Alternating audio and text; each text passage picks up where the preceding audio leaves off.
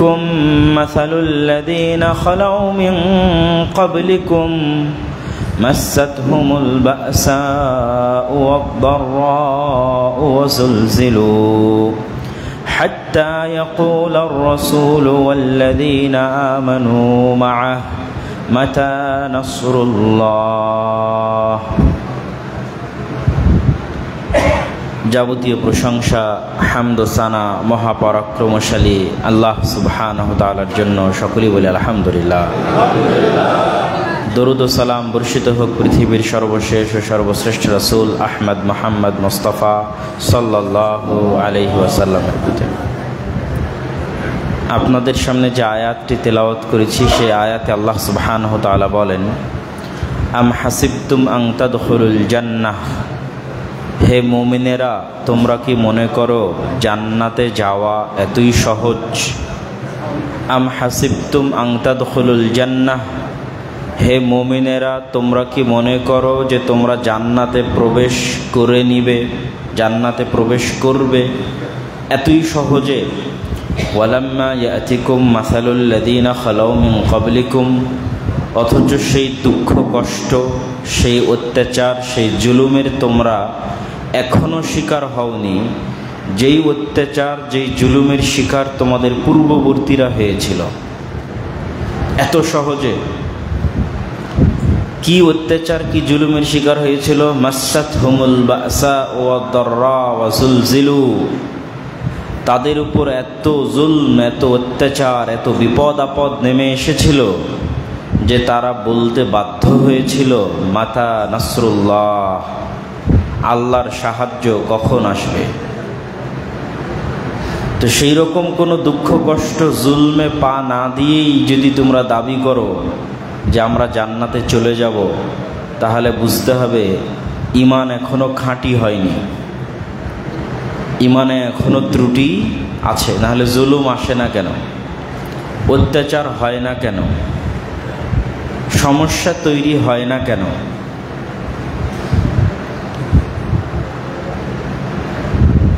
আল্লাহ সুবহানাহু ওয়া তাআলা পবিত্র কোরআন মাজিদে অতীতে চলে যাওয়া কিছু উম্মতের উপর আসা জুলম, অত্যাচার এবং নির্যাতনের কিছু বর্ণনা তুলে ধরেছেন। তার মধ্যে একটা বর্ণনা উদাহরণ হিসেবে আমরা বলতে পারি, সূরা বুরুজের মধ্যে আল্লাহ তুলে ধরেছেন, ওয়াস-সামা'i যাতিল বুরুজ ওয়াল ইয়াউমিল মাউউদ ওয়া শাহিদিন ওয়া মাশহুদ কুতিলা আসহাবুল উখদুদ। আসহাবুল উখদুদ কারা? আল্লাহ শপথ করে বলতেছেন, ওয়াস-সামা'i যাতিল বুরুজ, এমন আসমানের কসম যে আসমান স্তর বিশিষ্ট, 7 স্তর বিশিষ্ট। ওয়াল ইয়াউমিল মাউউদ, ওয়াদাকৃত যে দিন, কিয়ামতের দিন, সেই দিনের কসম। ওয়া শাহিদু ওয়া মাশহুদ, দর্শক ও দর্শিতের কসম। কুতিলা আসহাবুল উখদুদ, আসহাবুল উখদুদদের হত্যা করা হয়েছে এবং আগুনে পুড়িয়ে হত্যা করা হয়েছে। তারা কারা ছিল? সংক্ষিপ্ত সারমর্ম ঘটনা হচ্ছে, বনু ইসরাইলের কোনো এক যুগে, কোনো এক সময়ে এক বালক, বালক মানে অবশ্যই 15 বা 14 বছরের পূর্বের বয়সী, 10, 11, 12, 13 এই বয়সী এক বালক। ওই যুগে যেহেতু জাদুর চর্চা প্রচুর বেশি ছিল, তো সেই বালক জাদু শিখার জন্য এক জাদুকরের কাছে যেত।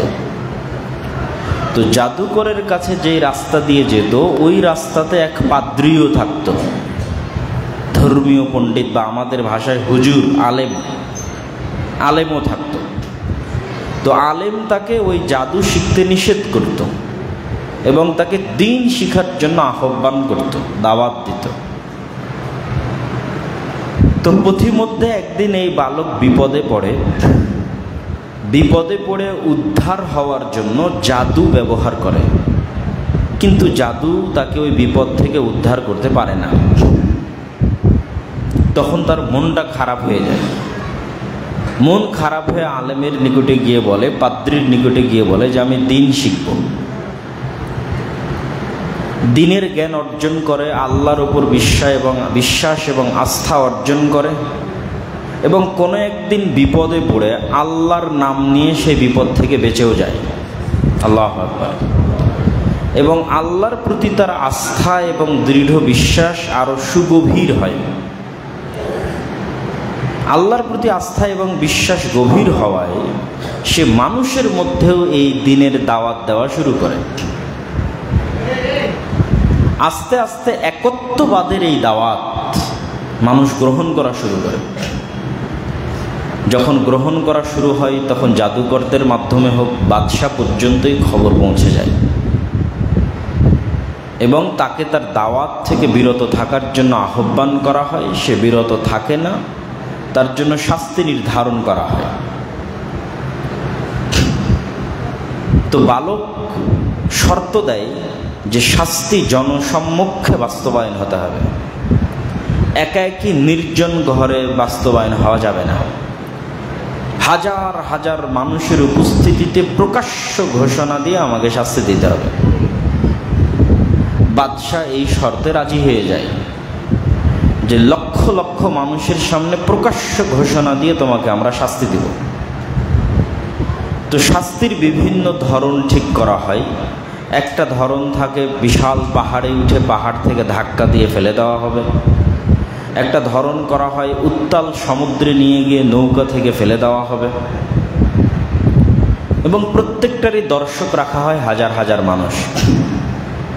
তো যখনই শাস্তি বাস্তবায়নের মুহূর্ত আসে তখন বালক আল্লাহর কাছে দোয়া করে যে যেহেতু এই শাস্তি আল্লাহর নাম ছাড়া অন্য কোনো নামে বাস্তবায়ন হচ্ছে, তো আল্লাহ সুবহানাহু তাআলা যেন তাকে এই শাস্তি থেকে বাঁচিয়ে দেন।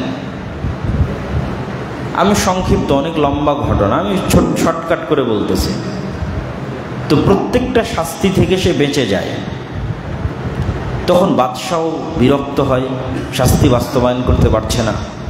তখন বালক বলে যে আমি একটা বুদ্ধি দেই, আপনি শাস্তি বাস্তবায়ন করতে পারবেন। বলে কি বুদ্ধি?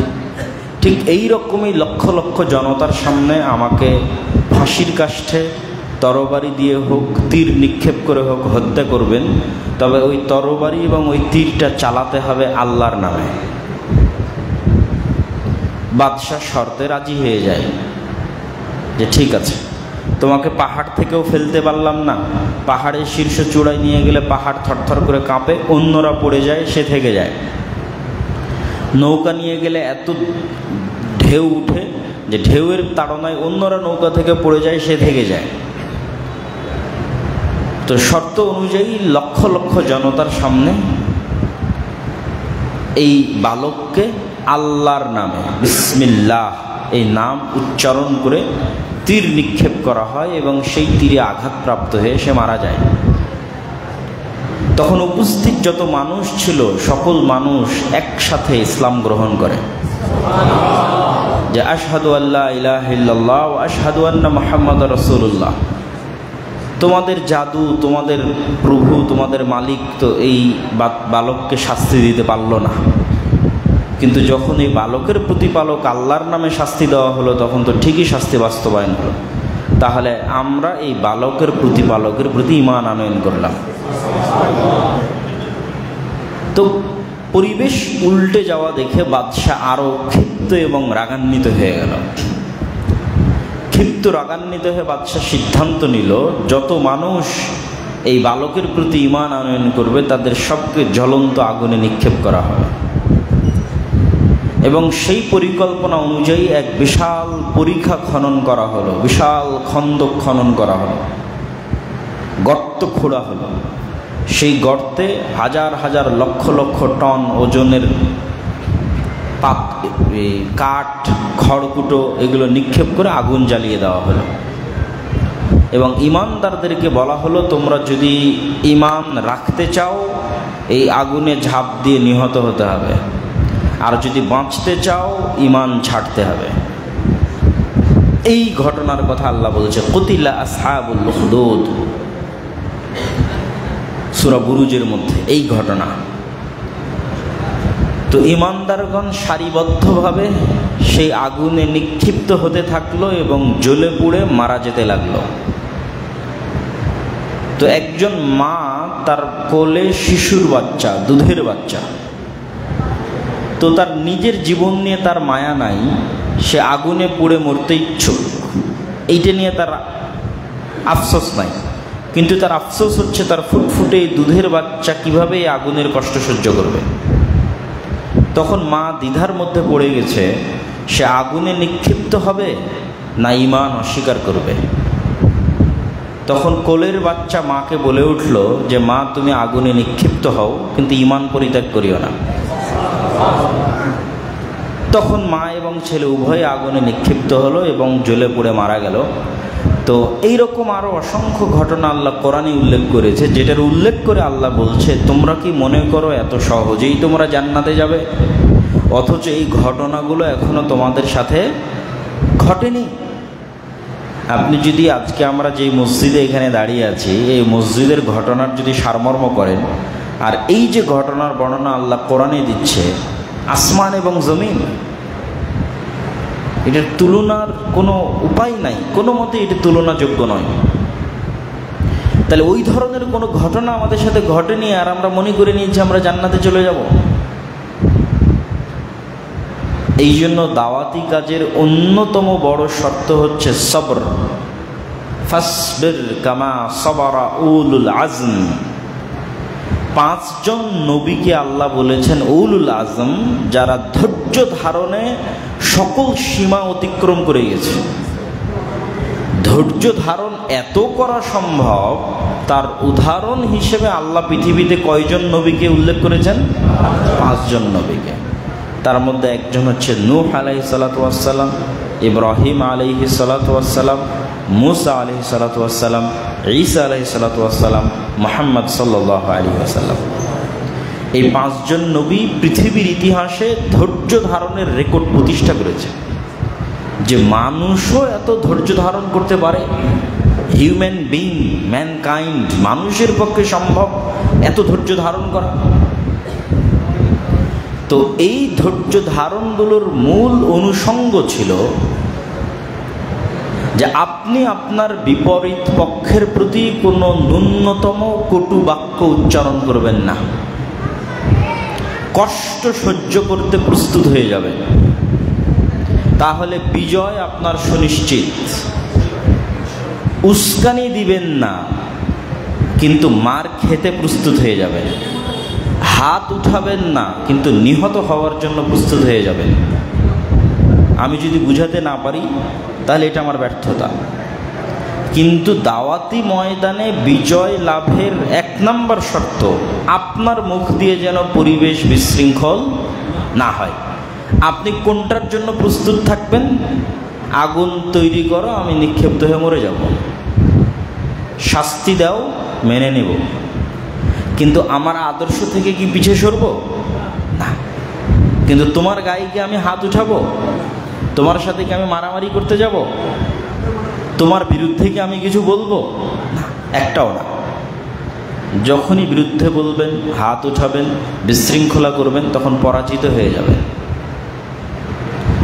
জুলমে পা মজবুত হয়, অত্যাচারে মাজলুমের পা কি হয়? প্রতিষ্ঠিত হয়, শক্তিশালী হয়।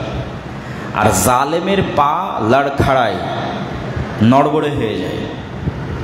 তো জুলম যত বেশি হবে, মাজলুমের পা মাটিতে তত শক্তিশালী হবে, যদি সবর করতে পারে। এবং সেই সবরের ফল পরবর্তীতে পাবেন, সেখান থেকে বিশাল বিজয় সূচিত হবে ইনশাআল্লাহ। তো আজকে যখন এই মসজিদে জুমার খুতবা দেওয়ার জন্য আসি, তখনও দিনী ভাইদের মধ্যে এরকম একটি দ্বিধাদ্বন্দ্ব ছিল যে অনেক সমস্যায় আমি এখানে যেন খুতবা না দেই। গতকাল থেকেই ফোন দেওয়া হচ্ছে যে আমি যেন এখানে খুতবার জন্য না আসি, এবং আমার পেজে অফিসিয়ালি লিখে দিই যে আমার খুতবার প্রোগ্রাম ক্যান্সেল করা হয়েছে। তো আমি উত্তরে বলেছিলাম যে আমি নিজে থেকে নিজের ব্যক্তিগত কারণে যদি না যেতাম, সেটা আমার পক্ষে বলা সহজ, এবং আমি কোনো কারণে আসতে পারিনি, আসলাম, সেটা ভিন্ন কথা। কিন্তু বাধাগ্রস্ত হয়ে সেখানে উপস্থিত হব না, এইটা অন্তত এই এখন আমরা যে বাংলাদেশকে স্বাধীন বাংলাদেশ বলছি সেখানে অন্তত মেনে নেওয়া অসম্ভব। এই জন্য আমি বলেছি, এবং এখানেও ভাইয়েরা সাক্ষী আছে, যখন গাড়ি থামে তখনও ভাইয়েরা বলছিল যে সব ভাইয়েরা অপেক্ষা করতেছে 10 কিলোমিটার দূরে এক মাদ্রাসায়, সেখানে আমরা খুতবা দেওয়ার জন্য আপনাকে নিয়ে যেতে চাচ্ছি। তা আমি বললাম এই মসজিদে যদি একজনও না থাকে তবুও আমি এই মসজিদেই খুতবা দেব ইনশাআল্লাহ। এবং এখানে যদি আজকে আমরা কোনো বিশৃঙ্খল ঘটাবো না, কিন্তু এখানে যদি আজকে কারো দ্বারা মার খেয়ে শহীদ হয়ে যেতে হয় তাহলে আমি ওই নিয়তেই এসেছি ইনশাআল্লাহ। কেননা আল্লাহ কোরআনে বর্ণনা করছে তাদের কথা, তা আপনার উপর তো আমাদের উপর তো অন্তত সেই জুলুম আসেনি। তায়েফের ময়দানে রাসূল সাল্লাল্লাহু আলাইহি ওয়াসাল্লামকে যে প্রহার করা হয়েছে সেটা তো অন্তত এখন আমরা খাইনি, তাহলে কেন পিছিয়ে সরব? আমরা তো তাদের মতো জুলমের শিকার হইনি। তো সেক্ষেত্রে আলহামদুলিল্লাহ যে আমরা আল্লাহর শুকরিয়া আদায় করি যে হক এবং সত্য যেটি, সেটির উপর যদি আপনার ঈমান মজবুত থাকে, আল্লাহ সুবহানাহু ওয়া তাআলার উপর যদি আপনার ভরসা থাকে, তাহলে সেক্ষেত্রে যে কোনো অবস্থায় যে কোনো পরিবেশে আল্লাহ সুবহানাহু ওয়া তাআলা আপনাকে সহযোগিতা করবে। এবং বিপদে না পড়লে আপনি আল্লাহর সহযোগিতা দেখতে পাবেন না। একজন লেখক একটা বই লিখেছিল, আমি আফগানিস্তানে আল্লাহকে দেখেছি। তো আপনার জীবনেও যখন চরম বিপদের মুহূর্ত আসবে এবং আপনি যদি ইখলাসের সাথে অটল থাকেন, তাহলে আপনিও বলতে বাধ্য হবেন যে আমি আল্লাহকে দেখেছি। কিন্তু সেই দেখা পর্যন্ত যেতে তো হবে। আলহামদুলিল্লাহ আমরা আমাদের এই ছোট্ট জীবনে এরকম অসংখ্য সময় এবং এরকম অসংখ্য অবস্থা এবং প্রেক্ষাপট পার করেছি, যে সময় এবং প্রেক্ষাপটে আল্লাহর উপর ভরসা রাখাই আল্লাহ সুবহানাহু ওয়া তাআলা সহযোগিতার রাস্তা করে দিয়েছেন। এবং আল্লাহ সুবহানাহু ওয়া তাআলা সবসময় তার উপর আস্থা রাখার জন্য বলেছেন। আল্লাহ সুবহানাহু ওয়া তাআলার উপর আস্থা মানে কি? আল্লাহ সুবহানাহু ওয়া তাআলার উপর আস্থা অর্থ হচ্ছে আল্লাহ সুবহানাহু ওয়া তাআলা ওয়াকিল। তাওয়াক্কুল শব্দটা ওয়াকিল থেকে এসেছে। ওয়াকিল শব্দের অর্থ হচ্ছে দায়িত্ব দেওয়া। আমরা যখন আদালতে মামলা লড়ি তখন আমরা সরাসরি জজের সামনে ফেস না হয়ে আমার মামলা লড়ার দায়িত্ব একজন উকিলকে দিয়ে দিই। আপনি কিন্তু চাইলে নিজেই সেখানে ফেস হতে পারবেন। যে কোনো নাগরিক তার নিজের মামলা নিয়ে নিজেই জজের সামনে কথা বলতে পারবে, কিন্তু কেউ বলে না, এই জন্য অনেকে জানে না, কিন্তু কথা বলা যায়। কিন্তু আইনের ওই মারপ্যাচ যেহেতু আমরা একটু কম বুঝি, এই জন্য আমাদের পরিবর্তে আমরা উকিল দেই, যে আমার উকিল আমার দায়িত্বপ্রাপ্ত, সে আমার পক্ষ হয়ে এই মামলাটা দেখবে, আমার মামলাটা লড়বে। তো আল্লাহ সুবহানাহু ওয়া তাআলা পবিত্র কোরআনে বারবার বলছেন যে তোমরা আল্লাহকে উকিল বানাও। আল্লাহ সুবহানাহু ওয়া তাআলা হচ্ছেন উকিল, তোমাদের হওয়ার জন্য প্রস্তুত আছেন। তোমরা আল্লাহ সুবহানাহু ওয়া তাআলাকে উকিল বানাও, মানে আল্লাহ সুবহানাহু ওয়া তাআলাকে দায়িত্ব দাও। তো আল্লাহ সুবহানাহু ওয়া তাআলাকে আল্লাহ সুবহানাহু ওয়া তাআলা কেন দায়িত্ব দিতে বলছেন বারবার, এবং বলছেন ওয়াকাফা বিল্লাহি ওয়াকিলা ফাত্তাখিযহু ওয়াকিলা, তোমরা আল্লাহকে ওয়াকিল হিসেবে গ্রহণ করো, আল্লাহ উকিল হিসেবে যথেষ্ট। এবং আল্লাহ সুবহানাহু ওয়া তাআলা নি'মাল মাওলা, উত্তম অভিভাবক, উত্তম দায়িত্ব পালনকারী। তো আল্লাহ সুবহানাহু ওয়া তাআলাকে উকিল বানানোর অর্থ হচ্ছে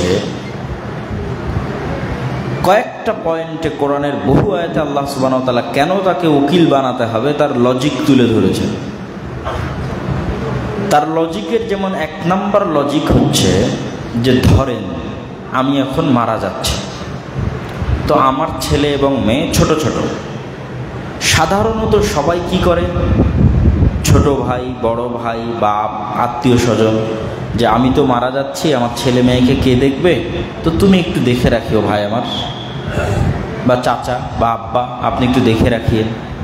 তখন আল্লাহ লজিক দিচ্ছে যে পৃথিবীতে যারা বসবাস করতেছে এরা সবাই মরণশীল। সবাই কি মরণশীল। তথা আপনার যাকে আপনি দায়িত্ব দিয়ে যাচ্ছেন সে যে আপনার ছেলে মেয়ের আগে মারা যাবে না, এর কোনো গ্যারেন্টি আছে? কোনো গ্যারেন্টি নেই। আপনি এখন বলে গেলেন যে ভাই আমি তোমাকে দায়িত্ব দিয়ে গেলাম আমার ছোট ছোট ছেলেদের দেখে রাখি, আপনি মারা গেলেন, আপনার মরার 2 মিনিট পরে সে মরে গেল।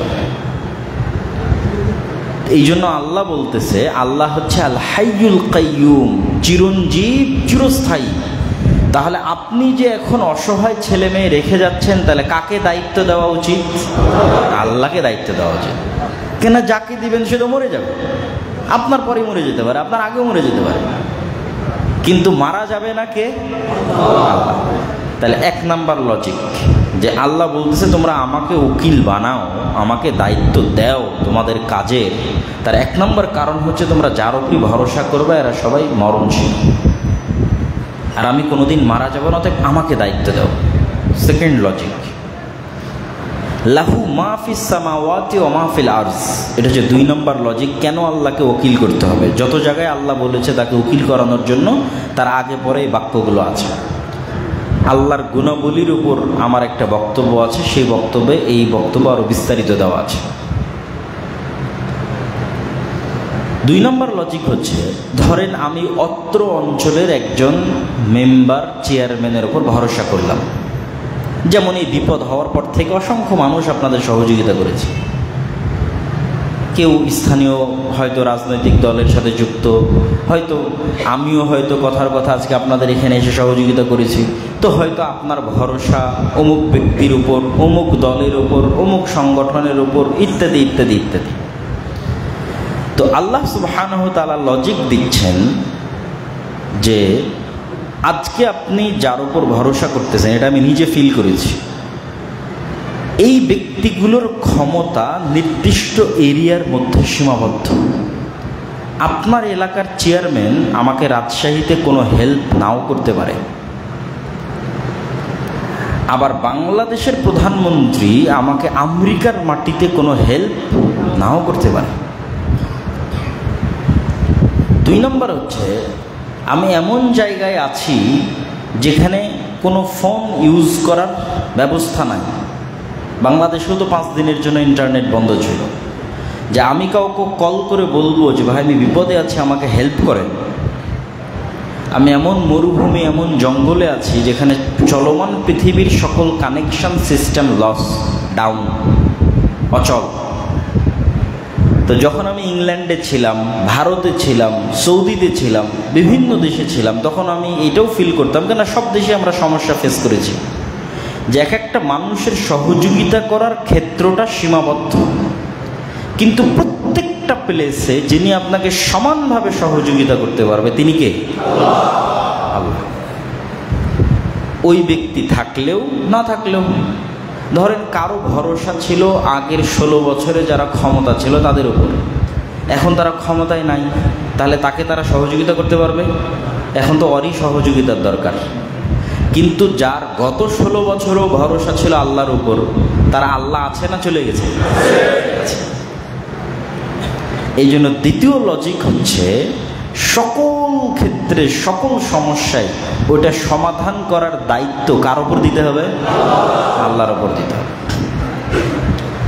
আর মানসিকতা হবে কার মতো?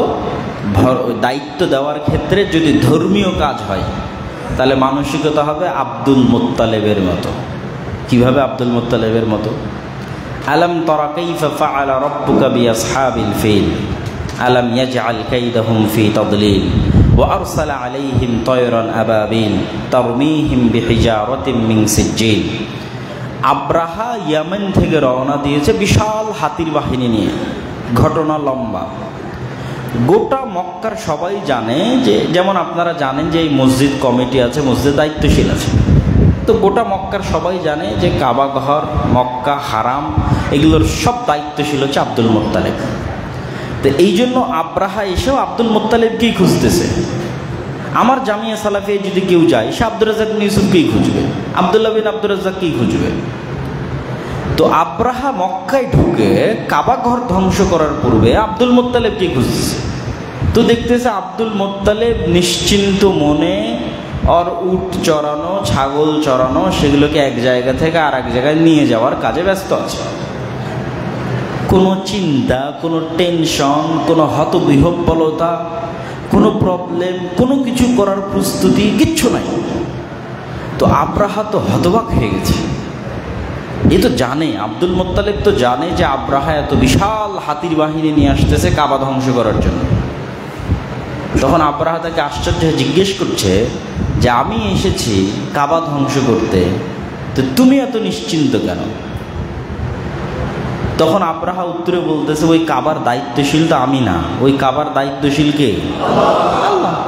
এটা তার চিন্তার ব্যাপার, না আমার চিন্তার কোনো কাজ এখানে নাই। তাহলে এই মসজিদে যদি আপনারা সত্যিকারই হক হয়ে থাকেন, সত্যবাদী হয়ে থাকেন, ন্যায়পরায়ণ হয়ে থাকেন, এর মধ্যে যদি ন্যায়পরায়ণতা এবং সত্যবাদিতায় কোনো ত্রুটি না থাকে, তাহলে এই মসজিদ আবাদ রাখার দায়িত্ব কার? আল্লাহর। এই মসজিদ হাতছাড়া হলে আপনার ত্রুটির কারণে হাতছাড়া হবে, মানুষের ষড়যন্ত্রের কারণে নয়, মানুষের অত্যাচার এবং জুলমের কারণে নয়, আপনার আমানতের খেয়ানতের কারণে, আপনাদের মধ্যে মতভেদের কারণে, গ্রুপিংয়ের কারণে, দ্বন্দ্বের কারণে, মিথ্যার কারণে, অন্যায়পরায়ণ আচরণের কারণে হাতছাড়া হতে পারে। কিন্তু আপনি দায়িত্বের জায়গায় সত্যবাদী থাকবেন, ন্যায়পরায়ণ থাকবেন, আমানতদার থাকবেন, আর ষড়যন্ত্র করে, অত্যাচার করে, জুলম করে আল্লাহর ঘর মানুষ ধ্বংস করে দেবে, এটা অসম্ভব। পৃথিবী যতদিন আছে, চাঁদ সূর্য যতদিন আছে, ততদিন এটা কোনোদিন ঘটবে না ইনশাআল্লাহ। তাহলে ভরসা হবে আল্লাহ সুবহানাহু ওয়া তাআলার উপর, সাহায্য চাওয়া হবে কার কাছে? আল্লাহ সুবহানাহু ওয়া তাআলার কাছে। এই জন্য দুনিয়ার কোনো মানুষের কোনো কথাতে বিচলিত হওয়া, ভয় পাওয়া, এই স্বভাব থেকে বের হয়ে আসতে হবে। যার হারানোরই কিছুই নাই, তার ভয় পাওয়ার কি আছে? যখন আপনি প্রস্তুত হয়ে যাবেন আপনার জান মাল সহ আল্লাহর সন্তুষ্টির জন্য বিসর্জন করে দিতে, তখন আপনার হারানোর কিছু আছে? যার কিছু থাকে তার হারানোর ভয় থাকে। তো আমরা তো যেমন রাসূল সাল্লাল্লাহু আলাইহি ওয়াসাল্লামের হাতে যখন বায়আতুর রিদওয়ান হয়, যে হুদাইবিয়ার সন্ধির পূর্বে যখন বায়আতুর রিদওয়ান হয়, তখন সবাই এই মর্মে রাসূল সাল্লাল্লাহু আলাইহি ওয়াসাল্লামের হাতে হাত রেখে বায়াত করতেছে যে আমাদের জীবন, আমাদের ধন সম্পদ সব কিছু আল্লাহর রাস্তায়। তো যখন আপনি একবার কনফিডেন্টলি ডিসিশন নিয়ে নেবেন যে আপনার জীবনের মালিককে, আপনার সন্তান সন্ততির মালিককে, আপনার ধন সম্পদের মালিককে, এটা কিন্তু আল্লাহ কোরআনে বলেছে, ইন্না লিল্লাহি ওয়া ইন্না ইলাইহি রাজিউন। বিপদে পড়লে কেন এই বাক্য বলতে হয়, এই বাক্যের অর্থটা সেটার প্রমাণ যে কেন বিপদে পড়লে এই বাক্য বলতে হয়। আমার ছেলে মারা গেছে, আল্লাহ বলছে তুমি বলো ইন্না লিল্লাহি ওয়া ইন্না ইলাইহি রাজিউন। আমার 50,000 টাকা হারিয়ে গেছে, তুমি বলো ইন্না লিল্লাহি ওয়া ইন্না ইলাইহি রাজিউন। মেসেজটা কি? মেসেজটা হচ্ছে আমি নিজেই তো নিজের মালিক না, আমি কার? ইন্না লিল্লাহ। আমি নিজেই আমার মালিক না। আমার হার্ট আমার কথায় চলে না, আমার কিডনি আমার কথা শোনে না, আমার লিভার আমার কথা শোনে না, এগুলো একটাও কিন্তু আমাদের কথা শোনে না, সরাসরি আল্লাহর আদেশে চলে। আমি যদি ভাত খেয়ে ওকে বলি যে তুমি এটা প্রোটিন হিসেবে গ্রহণ করো, জীবনেও গ্রহণ করবে না। আর গোস্ত খেয়ে যদি বলি তুমি এটাকে শর্করা হিসেবে গ্রহণ করো, গ্রহণ করবে না। ওকে আল্লাহ যেভাবে সেট আপ করেছে সেভাবে চলবে। তাহলে এগুলো একটারও মালিক আমরা না, এগুলোর মালিক কে? আল্লাহ। ওয়া ইন্না ইলাইহি রাজিউন। আর আমরা একদিন আল্লাহর কাছেই ফিরে যাব। তাহলে মেসেজ কি হলো? যখন আমি নিজেই নিজের মালিক না, তাহলে আমার টাকা পয়সারও কি আমি মালিক? আমার ছেলে মেয়ের কি আমি মালিক? আমি কি নিজে ওদেরকে দুনিয়াতে নিয়ে আসছি?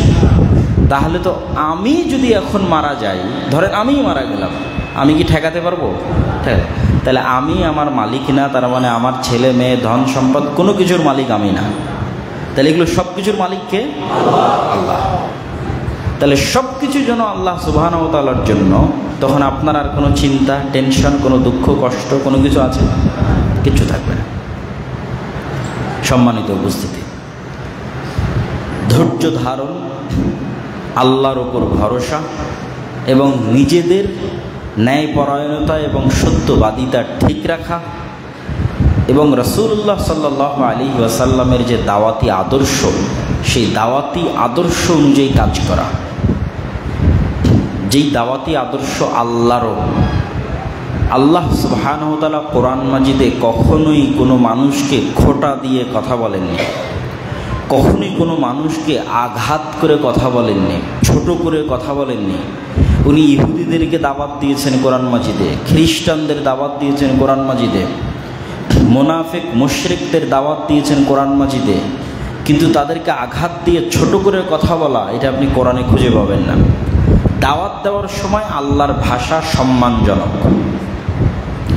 যখন ইহুদিদের আল্লাহ দাওয়াত দিয়েছেন, আল্লাহই কোরআনে বলছে ইহুদিরা অভিশপ্ত, কিন্তু যখন তাদেরকে দাওয়াত দিয়েছেন তখন এত সম্মান দিয়ে বলেছেন, ইয়া বানি ইসরাঈল আযকুরু নি'মাতি আল্লাতী আন'আমতু আলাইকুম, হে ইসরাইলের সন্তানেরা, মানে ইয়াকুব আলাইহিস সালামের সন্তানেরা। আল্লাহ তো বলতে পারে হে অভিশপ্তরা, না, হে অভিশপ্তরা বললে তো খোঁটা দেওয়া হয়, এটা প্রতিপালকের শানে যায় না। তিনি সবার প্রতিপালক, তিনি সবার কল্যাণ চান, তিনি চান যে সবাই সঠিকটা গ্রহণ করুক। তাহলে তিনি কেমনে খোঁটা দিবেন, কেমনে ছোট করে কথা বলবেন? এটা অসম্ভব। এই জন্য আল্লাহ সম্মান দিয়ে বলছে, হে ইয়াকুবের সন্তানেরা, স্মরণ করো সেই দিনের কথা যখন আমি তোমাদের উপর এত এত দয়ার নিয়ামত দিয়েছিলাম। ফেরাউনকে ডুবিয়ে দিয়ে সমুদ্রের মধ্যে রাস্তা তৈরি করেছিলাম, পাথর ফেটে ঝর্ণা তৈরি করেছিলাম, কত দয়া এবং রহমত তোমাদের উপর করেছিল। ঠিক যখন আল্লাহ সুবহানাহু ওয়া তাআলা খ্রিস্টানদের দাওয়াত দিচ্ছেন, তখন তাদেরকে আল্লাহ পথভ্রষ্ট বলে ছোট করে খাটো করে দাওয়াত দিচ্ছেন না। আল্লাহ খ্রিস্টানদেরকে বলতেছেন, ইয়া আহলাল কিতাব তাআলাউ ইলা কালিমাতিন সাওয়াআম বাইনানা ওয়া বাইনাকুম, হে কিতাবের অনুসারীরা, তোমরা ওই জাতি যাদের কাছে আল্লাহ কিতাব পাঠিয়েছিল, তোমরা সম্মানিত, তোমাদের কাছে কিতাব আছে, ইনজিল, তোমরা ঈসা আলাইহিস সালামের অনুসারী। ঠিক মুসা আলাইহিস সালামকে যখন আল্লাহ ফেরাউনের কাছে পাঠিয়েছেন, তখনও মুসা আলাইহিস সালামকে আল্লাহ বারবার শিখিয়ে দিয়েছেন, মুখের ভাষা হবে নরম, মুখের ভাষা হবে ভদ্র, ফেরাউনের জুলম স্বীকার করে নিবা, কিন্তু নিজে থেকে খারাপ আচরণ করবে না। তাহলে আল্লাহ তোমাকে বিজয় দেবে, সহযোগিতা করবে, আল্লাহ তোমার সাথে থাকবে। আর যখন তুমি নিজেই দায়িত্ব নিয়ে নিলা যে আমি আর সব কিছু শেষ করে দেবো, ধ্বংস করে দেবো বা খারাপ আচরণ করবো, তখন আল্লাহ তোমার সাথে আর নাই। তুমি তোমার নিজের শক্তিতে যদ্দূর পারো যাও। আর যখন তুমি মাজলুম, তখন তোমার সাথে কার শক্তি আছে? আল্লাহর শক্তি। তো আমরা আমাদের দাওয়াতি মানহাজে যেন কখনোই আমরা যাদের মধ্যে দাওয়াতি কাজ করছি তাদের বেশিরভাগই মুসলিম, অজ্ঞতার কারণে, না জানার কারণে ভুলের উপর আছে। এখন আপনি যদি আপনাকে নবীর জায়গায় চিন্তা করেন, যেখানে নূহ আলাইহিস সালাম থাকলে কি করতেন, মুহাম্মদ সাল্লাল্লাহু আলাইহি ওয়াসাল্লাম থাকলে কি করতেন, মুসা আলাইহিস সালাম থাকলে কি করতেন, ইব্রাহিম আলাইহিস সালাম থাকলে কি করতেন, ওই হিসেবে আপনাকে কাজ করতে হবে, ওই হিসেবে আপনাকে মুখের ভাষা প্রয়োগ করতে হবে, ওই হিসেবে আপনার মধ্যে ব্যক্তিত্ব এবং ভারাত্ব থাকবে। এবং এতটুকু আমি, এটা কোনো ক্ষমতা বা কোনো কিছুর বহিঃপ্রকাশ এটা না, কিন্তু এতটুকু আমি নিশ্চিত করতে পারি যে বাংলাদেশের মধ্যে কোনো অঞ্চলে আহলুল হাদিস বা সালাফিরা যদি নিজে থেকে উস্কানিমূলক কোনো কাজ এবং কথা না বলে, তাদের যেখানেই তারা দাওয়াতি কাজ করছে সেখানকার কোনো কমিউনিটি, কোনো সমাজকে নিজে থেকে উস্কানিমূলক নেগেটিভ ওয়েতে নয়, পজিটিভ ওয়েতে দাওয়াত দিক। নেগেটিভ ওয়েতে কোনো দাওয়াত যদি না দেয় যে তুই মুশরিক, তুই বেদাতি, তুই জাহান্নামী, তুই ইবলিস, নেগেটিভ ওয়েতে যদি কোনো দাওয়াত না দিয়ে, ভাই এইটা তাওহীদ, এইটা সঠিক পথ, এটা আল্লাহর নবীর সুন্নাত, এই দিকে আসেন, এটা পজিটিভ। আর এটা তুই বেদাতি, তুই মুশরিক, তুই জাহান্নামে যাবে, এটা নেগেটিভ। আর এটা যে ভাই এটা সুন্নাত, এটা তাওহীদ, এটা আল্লাহর নবীর আদর্শ, আসেন আমি আপনার কল্যাণ চাই, আমি আপনাকে জান্নাতে নিয়ে যেতে চাই, যদি পজিটিভ ওয়েতে দাওয়াতি কাজ করে, নেগেটিভ উস্কানিমূলক কোনো আচরণ না থাকে, তো আমি আব্দুল্লাহ ইনশাল্লাহ জান জীবন দিয়ে হলেও সেখানে তাদের দাওয়াত যেন অব্যাহত রাখে তার ব্যবস্থা করতে পারবো ইনশাল্লাহ। এতটুকু ভরসা। সেইটা আপনার কেরানীগঞ্জে হোক, সেটা আর যেখানেই হোক, সেটা যেন অব্যাহত থাকে, সেটার অবশ্যই চেষ্টা আমরা করতে পারবো এবং এই আস্থাও আছে যেটা সম্ভব। তো আল্লাহ সুবহানাহু ওয়া তাআলা আমাদেরকে, যারা আজকে আমরা এখানে উপস্থিত হয়েছি, তাদের সকলকে আমরা আজকে যে আলোচনাটা করলাম, এই আলোচনা থেকে আমাদেরকে আল্লাহ সুবহানাহু ওয়া তাআলা এতটুকু শিক্ষা নেওয়ার তৌফিক দিক যে আমরা ততদিন জান্নাতে যেতে পারবো না যতদিন না ওই রকম জুলম এবং অত্যাচারের শিকার না হয়েছি যে জুলম এবং অত্যাচারের শিকার আমাদের পূর্ববর্তীরা হয়েছিল। জুলমের মাত্রা এত বেড়ে গেছিল যে তারা বলতে বাধ্য হয়েছিল যে আল্লাহর সাহায্য কখন আসবে। তার শুধু একটা উদাহরণ আমরা আপনাদের সামনে তুলে ধরেছি। আর নবীদের জীবনীতে এরকম অসংখ্য উদাহরণ আছে।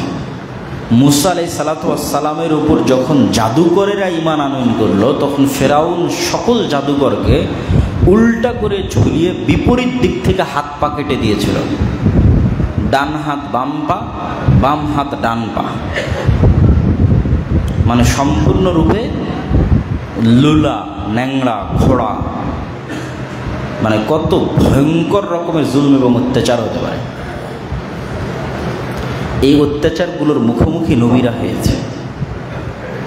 তাহলে আমাদেরকে যখনই আমাদের উপর অত্যাচার জুলম আসুক, আমরা আগে স্মরণ করব আমাদের অতীতের উম্মতেরা কি কষ্ট, কি অত্যাচার, কি জুলম পার করেছে, কি সমস্যার মধ্যে দিয়ে তারা গেছে। যেমন আপনি যদি ব্যক্তিগত জীবনে কোনো সমস্যা ফেস করেন, এটা গেল দাওয়াতি। ব্যক্তিগত জীবনে কোনো সমস্যা ফেস করলে উদাহরণ নেবেন ইউসুফ আলাইহিস সালামের।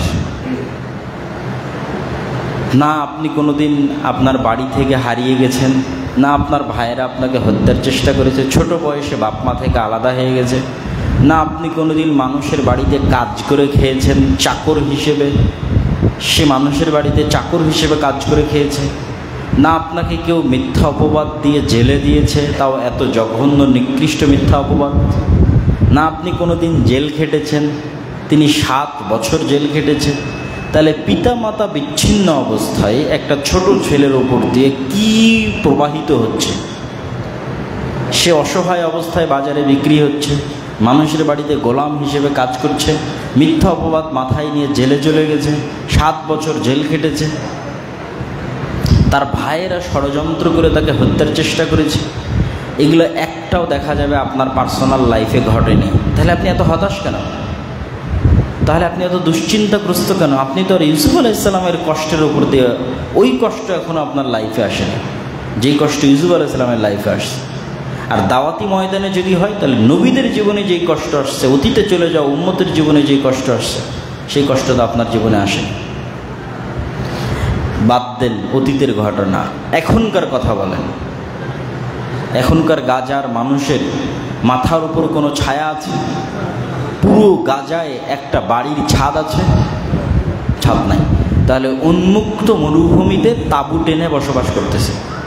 খাবারের কোনো ব্যবস্থা নেই, পানির কোনো ব্যবস্থা নেই, টয়লেটের কোনো ব্যবস্থা নেই, বিদ্যুতের কোনো ব্যবস্থা নেই, ইন্টারনেট এবং মোবাইল ফোনের কোনো ব্যবস্থা নেই। তাহলে বর্তমান পৃথিবীতে যা যা সুযোগ সুবিধা আছে তার কোনো সুযোগ সুবিধা গাজায় নাই।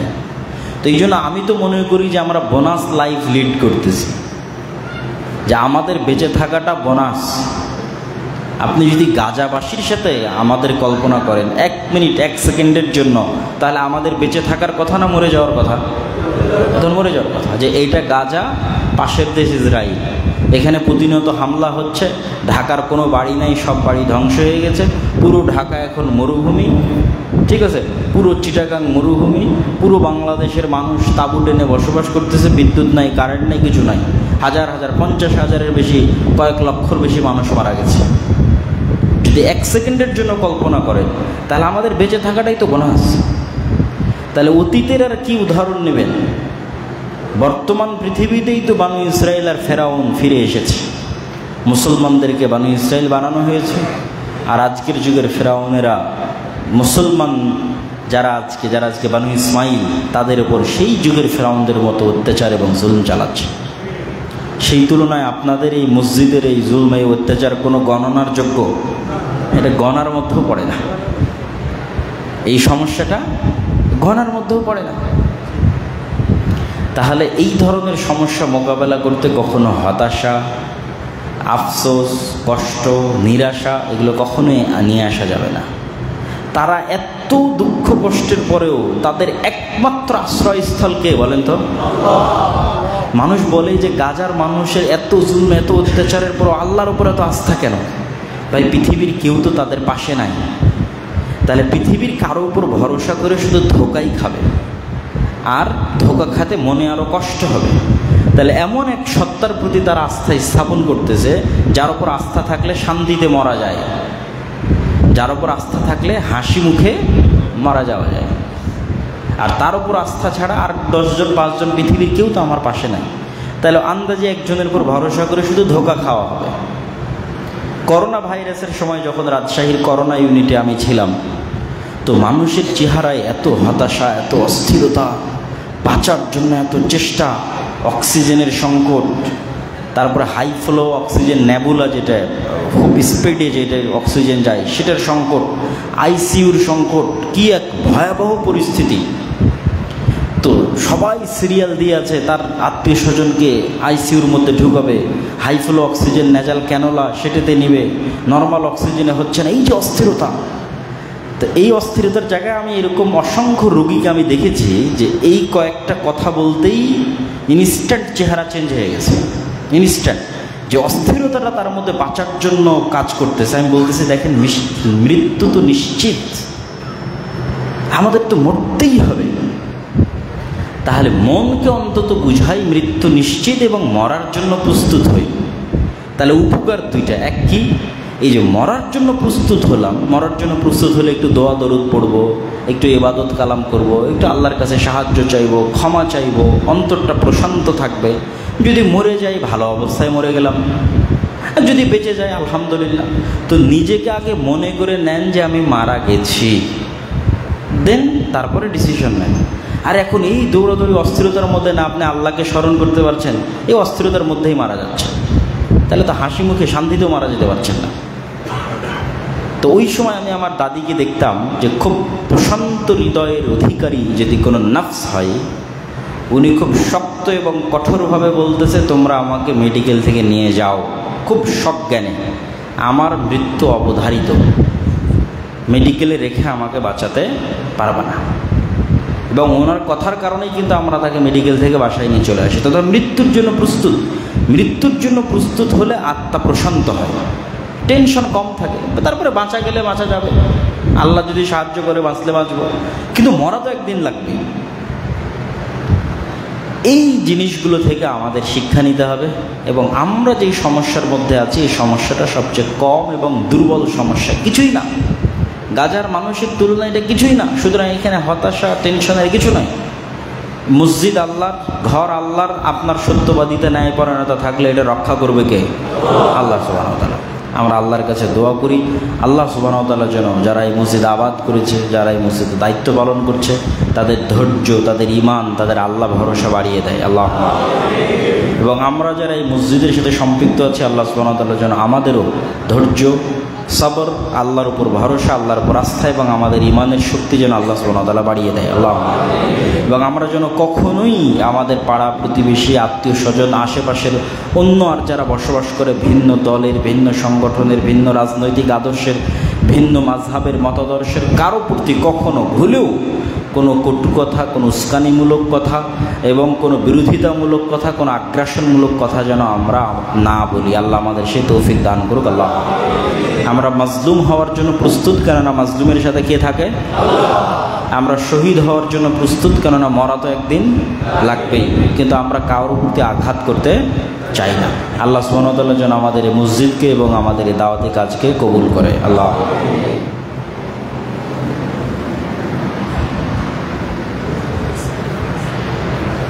আলহামদুলিল্লাহি ওয়াহদাহু ওয়াসসালাতু ওয়াসসালামু আলা মান লা নাবিয়্যা বা'দাহু يا أيها الذين آمنوا صلوا عليه وسلموا تسليما اللهم صل على محمد وعلى آل محمد كما صليت على إبراهيم وعلى آل إبراهيم إنك حميد مجيد اللهم بارك على محمد وعلى آل محمد كما باركت على إبراهيم وعلى آل إبراهيم إنك حميد مجيد ربنا ظلمنا أنفسنا وإن لم تغفر لنا وترحمنا لنكونن من الخاسرين ربنا آتنا في الدنيا حسنة وفي الآخرة حسنة وقنا عذاب النار ربنا آتنا في الدنيا حسنة وفي الآخرة حسنة وقنا عذاب النار ربنا آتنا في الدنيا حسنة وفي الآخرة حسنة وقنا عذاب النار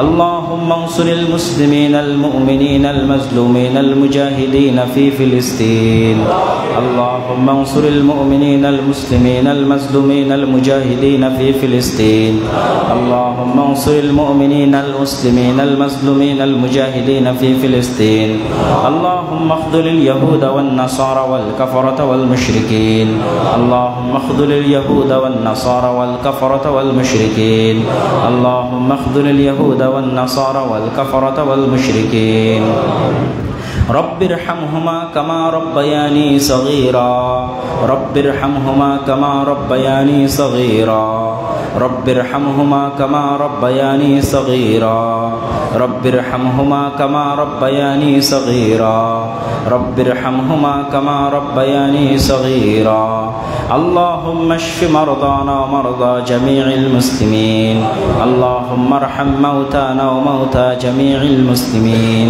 اللهم احفظ بلادنا من كيد الكائدين ومكر الماكرين اللهم احفظ بلادنا من كيد الكائدين ومكر الماكرين اللهم احفظ بلادنا وبلاد سائر المسلمين اللهم احفظ بلادنا وبلاد سائر المسلمين اللهم وفق ولاة أمرنا لما تحب وترضى اللهم وفق ولاة أمرنا لما تحب وترضى اللهم وفق ولاة أمر جميع المسلمين لما تحب وترضى سبحانك رب العزة عما يصفون وسلام على المرسلين والحمد لله رب العالمين.